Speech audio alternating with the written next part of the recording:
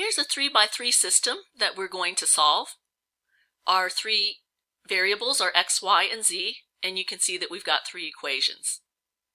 And remember that one of the techniques that we can use to solve the system is try to reduce this to a smaller system, for example, a 2 by 2. That is, two equations with two unknowns. And in order to make that happen, we need to eliminate one of the variables from the other two equations. Unfortunately, in this system, we don't have any missing terms. So, for example, if we had just the first equation, but if the first two terms here, the 3x and the 2x, were just gone, if they were missing, and we had only y and z from these two equations, then we could solve this system of two equations with just the y and z. However, because we do have all 9 terms here, we're going to have to figure out a way to eliminate 2 of them. The one strategic term that we do have in the system is this negative 1z. And what's strategic is that we can easily multiply this term by an integer and match the coefficients in the other two equations. If this had a coefficient that was not equal to 1 or negative 1 in front, then we might have to multiply two equations instead of one. So the first term that I'm going to try to make drop out is this negative 5z. And in order to eliminate terms, we need to have the coefficients of two separate equations have the same amount but the opposite sign. And so what I'm aiming to do is to make the coefficients on z, the negative 5z, which appears here, but change this to a positive 5z here. And in order for that to happen, I will need to multiply this whole equation by a negative 5. So when I do that, the terms that I get are a negative 15x, and then negative 5 times negative 7 gives me a positive 35y. Then negative 5 times negative z gives me a positive 5z. And I have to remember to multiply by a negative 5 on the right-hand side of the equation, which is going to give me a positive 95. And now I'm going to recopy the first equation right below it.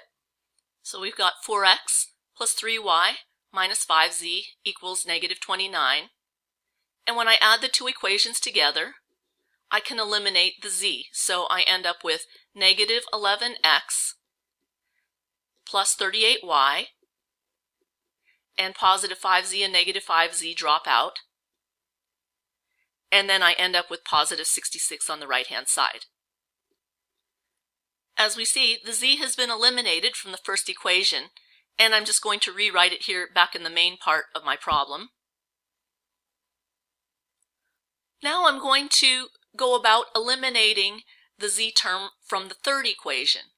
And again, I'm going to use the second equation, which has that coefficient of negative 1, to do the elimination. And this time, the coefficients that I'm trying to match are positive 2z, which will be eliminated by a negative 2z. And that requires that I multiply the second equation by a positive 2, because that will cause the z term then to be 2 times a negative z gives me negative 2z, which again will eliminate the positive 2z term in the third equation. So again, I'm going to multiply this positive 2 through all of the terms.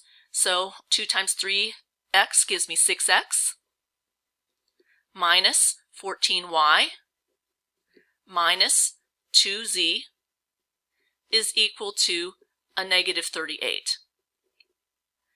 And we will pull that third equation down here. We'll rewrite it. So we've got 2x plus 5y plus 2z is equal to a negative 10.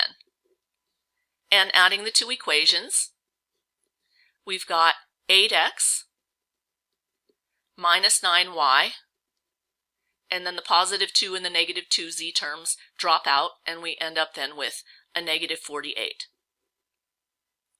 And we'll rewrite those terms, this whole equation, over here underneath the previous equation. So we have 8x minus 9y is equal to a negative 48. And unfortunately, this is a really ugly system to try to solve by either substitution or elimination, because we can see that since all four terms have coefficients in front that are not equal to 1, we've got a negative 11x, positive 38, positive 8, and a negative 9 here. And so if we want to isolate one of the variables by dividing, we will end up with a fraction.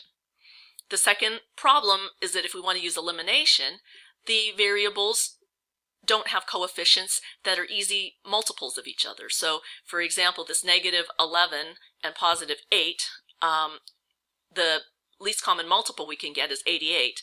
Similarly, 38 and negative 9 give us an even worse multiple. So we end up having to choose the least worse option, which I would say in this case is matching the coefficients on the x to make a multiple of 88. So what I'll do here is, because they do have opposite signs, I'll multiply the first equation by a positive 8, and I'll multiply the second equation by a positive 11. So the x terms that we get here are negative 88x in the first equation and positive 88x in the second. So let's go ahead and multiply through and rewrite those equations. From the first equation, we get negative 88x, and then positive 8 times positive 38 gives us 304y, is equal to, and then on the right hand side, 8 times 66 gives us a large number, 528. In the second equation, we have 11 times 8x gives us a positive 88x, minus 11 times 9 is 99y, is equal to 11 times negative 48, which is negative 528. And this would be a rather frightening problem to do if it weren't for the fact that not only one term, that is the x term, drops out as we had planned, but we get a little bonus, and that is the constants are also going to drop out. So we have 0x, 304 minus 99y gives us 205y, and on the right hand side we get 0, and solving for y, we end up with y is equal to 0. Was this rigged? Absolutely, but with these challenging problems we take what we can get. And wow, that felt like a lot of work, and so sometimes people are tempted to say that we're finished, but we have only gotten one of the three variables that we need to obtain to solve this problem. We've gotten y is equal to 0, but now we can take that number and go back and plug in to find other variables. So if we go to one of our equations that has only two variables in it, let's use this one, 8x minus 9y. So we have 8x minus 9y, which we said is 0, so 9 times 0 is equal to a negative 48. And because the y term drops out, we can simply divide by 8 and then get that x is equal to a negative 6. So there's our second variable. And now let's go back and find z. And in order to do that, we'll need to use one of the three equations that has a z term in it. So let's use the second equation since the z coefficient is negative 1. So we've got 3 times x, that's 3 times a negative 6, minus 7y, and that's 7 times 0, minus z is equal to negative 19. And when we take the negative 18 minus z is equal to a negative 19, we add 18 to both sides, we get negative z is equal to a negative 1.